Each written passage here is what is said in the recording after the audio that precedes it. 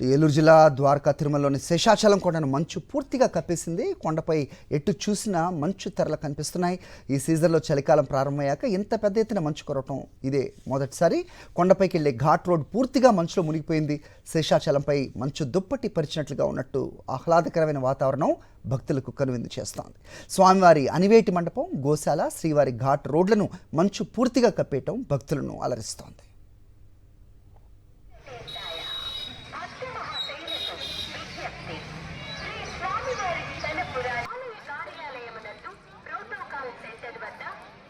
ఏలూరు జిల్లా ద్వారకా తిరుమలలోని శేషాచలం కొండను మంచు పూర్తిగా కప్పేసింది. కొండపై ఎటు చూసినా మంచు తెరలు కనిపిస్తున్నాయి.